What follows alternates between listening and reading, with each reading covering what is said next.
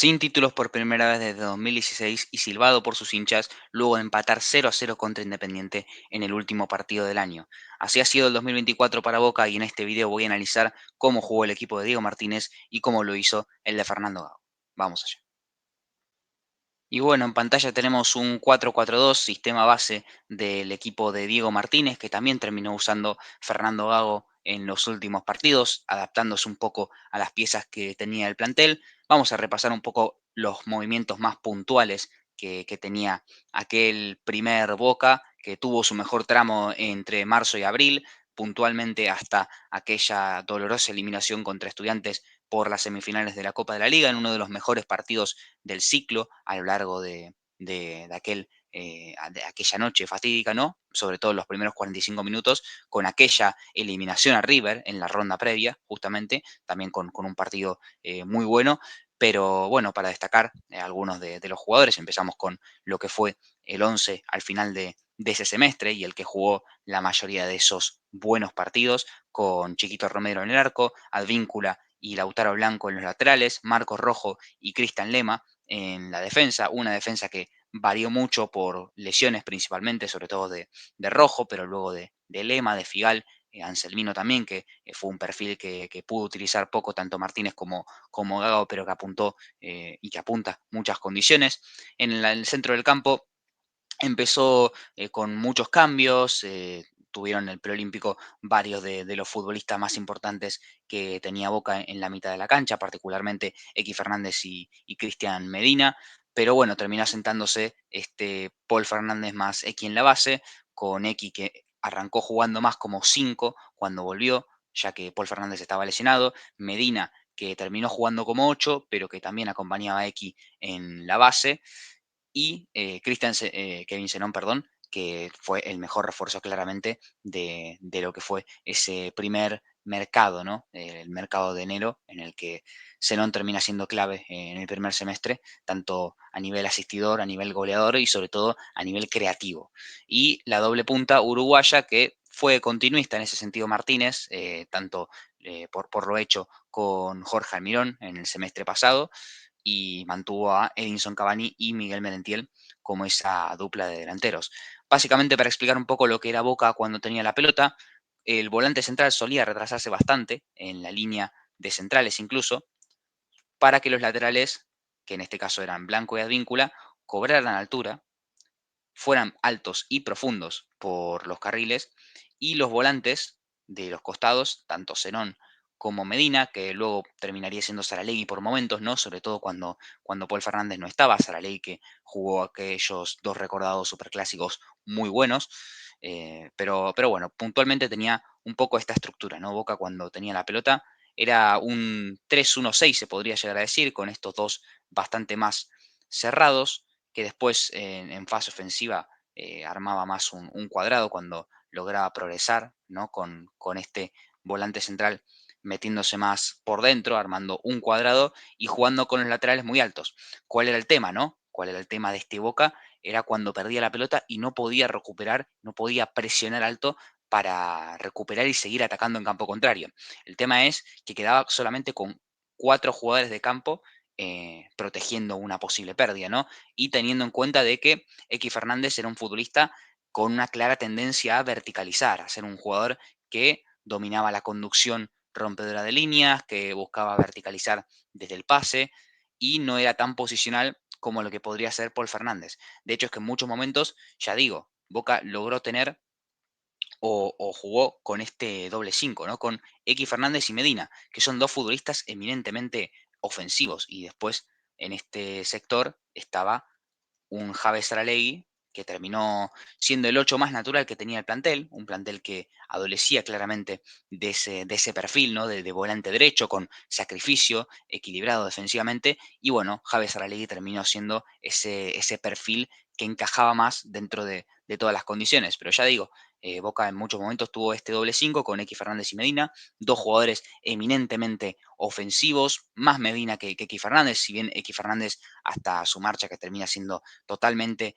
destructiva para el funcionamiento de Boca, metió un par de goles contra Central Córdoba en aquel recordado partido en el que ya X Fernández empieza a mostrar lo completo que es, tan completo que no solamente sumaba en campo propio y en la mitad de la cancha, sino que también pisaba área rival y era determinante. Realmente que Fernández fue una pieza fundamental de este Boca, el Boca de Martínez, el mejor Boca de Martínez, mejor dicho, no se entiende sin X Fernández, y como decía antes, su marcha a Arabia Saudita luego de los Juegos Olímpicos termina siendo un factor decisivo para que este mejor Boca de Diego Martínez se desarmara, hasta el punto de que empieza a ser un montón de probaturas con distintos jugadores y ninguno termina convenciendo, probando a extremos o refuerzos recién llegados como podía ser Brian Aguirre en esa posición de volante, tanto por una banda como por la otra, pero recibiendo más de espaldas y no tanto siendo un extremo. Medina, que era llamado a ser el sucesor de X, no termina de despegar del todo, mucha irregularidad, luego terminaría siendo colgado en el segundo semestre, después de, o en la previa de aquel partido contra Gimnasia, en el que declara que quiere ser transferido. También había tenido un tema previo en el que se había filtrado un video institucional en un entrenamiento en el que le confesaba a Merentiel que se quería ir. Realmente fue muy conflictivo ese armado de la mitad de la cancha durante todo el ciclo de Martínez. No terminó de establecerse más allá de aquel mes en el que, ya digo, Zenón como el eslabón acá entre líneas, un jugador también muy vertical que siempre pensaba en el arco contrario, que recibía, tocaba e iba, y ya digo, sumó bastantes asistencias, algunos goles, un jugador de muchísima calidad por el sector zurdo, luego terminaría jugando por el sector derecho, pero ya lo vamos a explicar después. Y bueno, terminó adoleciendo de ese perfil y realmente terminó siendo un equipo que era muy vulnerable justamente por lo que decía antes hacia la introducción y lo completo ahora, que quedaba con 4 jugadores en esta zona y ya digo, con estos jugadores, algunos tendiendo más a verticalizar y por tanto con poca densidad de jugadores por dentro ante una pérdida, lo cual hizo que muchos equipos aprovecharan esta zona, pongámosle que estos volantes quedaban muy abiertos y aprovechaban esta zona para lastimar a Boca y muchos goles se los han hecho por dentro al equipo de Martínez. Y aparte los centrales tenemos que añadir que tanto Rojo como Lema, que ha sido la defensa que más ha jugado con Martínez en el primer ciclo, digo, en el primer semestre, no son centrales que se destaquen por su velocidad a campo abierto, ya son dos centrales mucho mayores, y tampoco son los reyes de la anticipación, ya digo, con espacios contra jugadores que son bastante más rápidos que ellos. Por tanto, se han visto goles como, por ejemplo, en aquel superclásico que citaba antes contra River, en el que Echeverry rompe con mucha facilidad por dentro y luego termina habilitando a Borja, con Rojo corriendo hacia atrás, que no puede anticiparse tampoco. Y se han visto bastante más goles de ese estilo, que creo que ha sido un problema o algo endémico, un mal endémico, mejor dicho, de Boca, tanto en el primer semestre como luego en el segundo, que bueno, luego termina siendo categórico esa falta de creatividad que mencionaba antes, luego de la marcha de X Fernández, más esos problemas defensivos que no hicieron sino acrecentarse. Boca recibe 10 goles más en el segundo semestre respecto al primero, ya esto con Gago también, pero para diagnosticar un poco lo que fue esa no mejora del equipo, todo lo contrario. Bueno, me parece que eso termina siendo desencadenante. Aparte, el hecho de perder el superclásico contra los suplentes de River, con un planteo táctico brillante de Gallardo, que realmente le hizo un repaso a Martínez con un 5-3-2 en el que los carrileros que eran laterales o extremos a la práctica saltaban sobre Blanco y Advíncula en salida y le bloqueaban a Boca lo más determinante que tenía en ese momento y lo más determinante que tuvo en líneas generales, el juego externo, porque Blanco y Advíncula fueron dos de los máximos asistidores de Boca en todo el año. De hecho, Blanco terminó siendo el máximo asistidor, y justamente destacan por ser laterales más profundos por potencia, eso sí, por potencia física, más que por una técnica individual pulida, ¿no? Y creo que con ese planteamiento Gallardo lo bloqueó muy bien esos circuitos y dejó a Boca en un momento de, bueno, verticalizar, jugar en largo y ser bastante más directo de lo que terminó siendo, pero bueno, que no terminó teniendo ni mucho menos un buen resultado y realmente se vio un Boca muy disminuido futbolísticamente. A lo largo de los meses fue pasando eso y tanto Cavani como Merentiel decrecieron mucho en su rango goleador. Cavani terminó siendo el máximo goleador del primer semestre con 14 goles, Merentiel lo siguió muy de cerca con 12 más 3 asistencias aparte, y luego disminuyeron muchísimo su promedio goleador, evidentemente por el bajón futbolístico del equipo y el atacar mal que a su vez, ya digo, desencadenó en defender mal. Creo que esa sería un poco el resumen de lo que fue el ciclo Martínez, puntualmente, sobre todo luego de la salida de X Fernández. Y acá en cambio vemos un poco lo que fue el Boca de Gago, o al menos lo que intentó proponer de inicio Gago cuando llegó a un Boca totalmente destruido futbolísticamente y anímicamente también, luego de la salida de Martínez, ya digo, después de haber perdido el Superclásico y de una derrota realmente muy humillante en Córdoba contra Belgrano, no solamente por el resultado, que ya perder 0-2 contra un equipo de una categoría claramente menor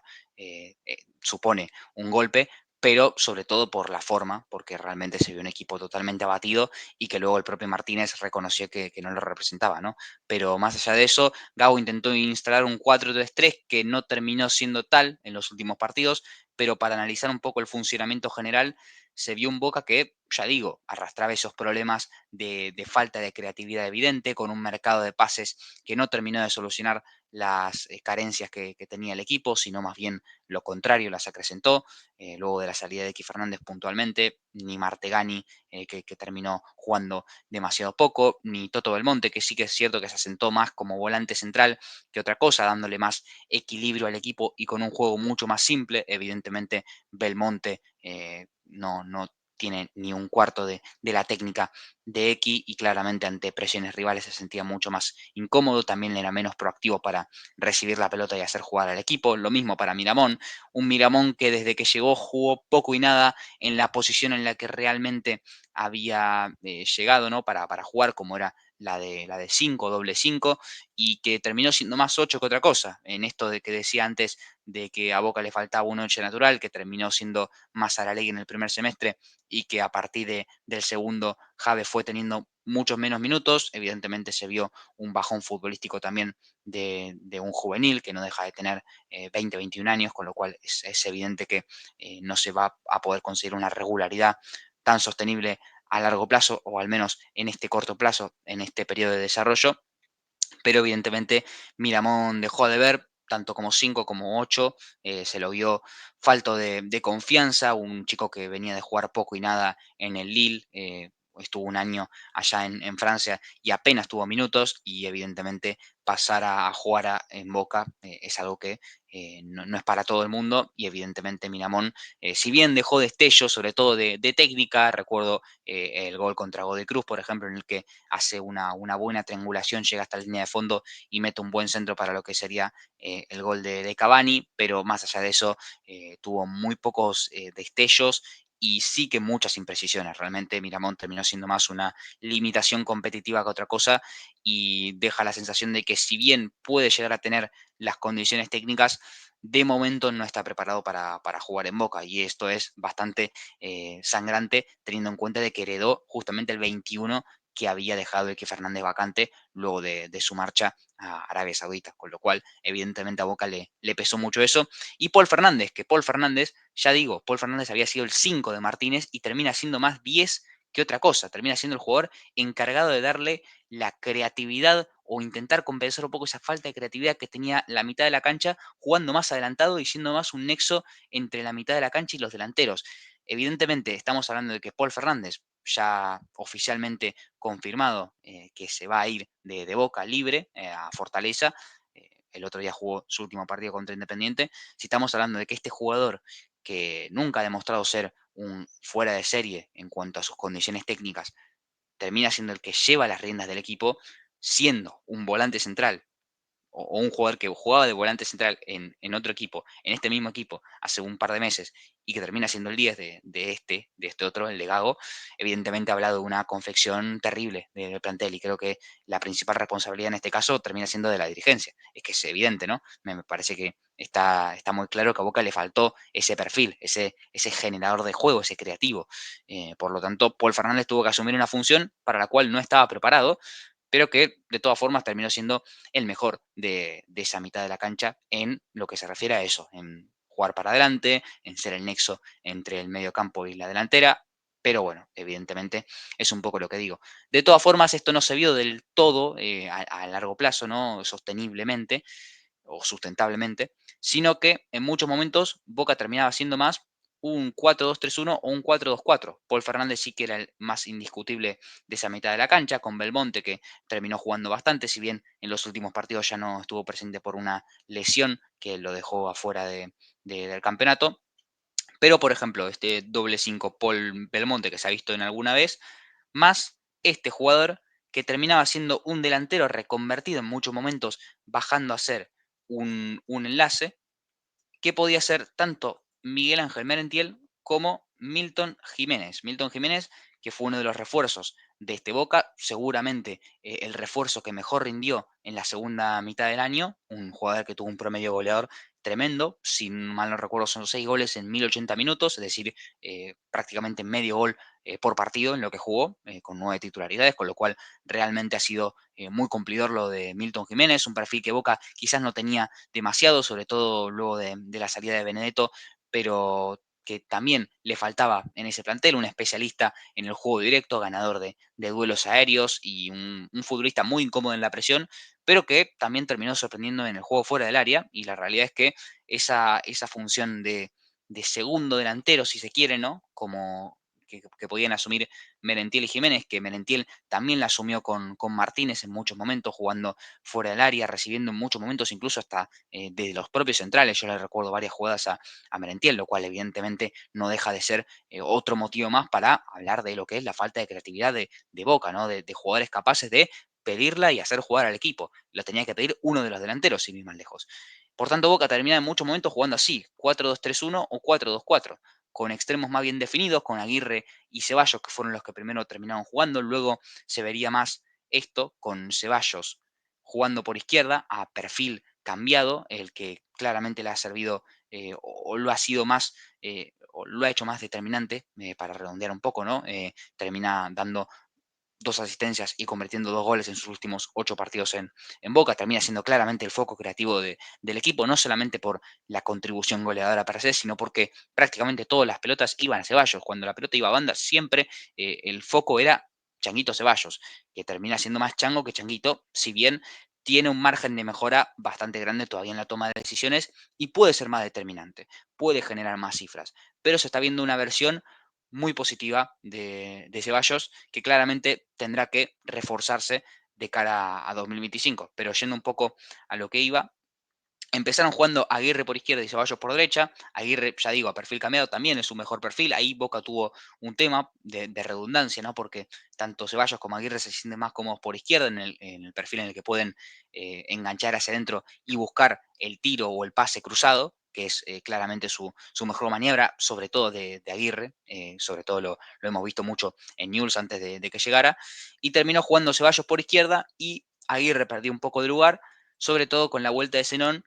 al que Gago intentó transformar en una especie de lo que había sido Matías Rojas en su Racing, un paraguayo fino, técnico, que partía por derecha, él era zurdo, se metía mucho por dentro de esta zona, le dejaba el carril al lateral e intentaba generar una superioridad por dentro. De hecho, lo vimos mucho en los últimos partidos ya con Paul y Delgado particularmente, Milton Delgado que terminó jugando como 5 en el último partido. La verdad que lo hizo muy bien el chico, uno de los promovidos que mejor rendimiento tuvo en este 2024 de las juveniles de Boca Predio. Y en muchos momentos se veía un poco esto, ¿no? Con los laterales que también variaron bastante sus movimientos, se empezó a ver unos laterales que iban más de afuera hacia adentro, con Sarachi particularmente interpretando muy bien este tipo de movimientos. Por lo tanto, Sarachi se ganó esa titularidad por sobre Blanco y Fabra. De hecho, Blanco termina siendo o pasa de ser el 3 indiscutido, el máximo asistidor de Boca, uno de los jugadores que más minutos disputó en todo el año, a ser la tercera opción en esa posición. Y Sarachi le gana la partida, sobre todo por esto, por la inteligencia y el orden táctico como para ir o interpretar los momentos en los que doblar a Ceballos por afuera, pero también aparecer por dentro. Y en muchos momentos, algo que se vio, que lo quiero comentar también, porque me pareció interesante y ya lo había visto en algún partido puntual con Martínez, aquel contra Nacional Potosí en Bolivia, en la altura, que se metía por dentro y hacía una salida de dos con el volante central.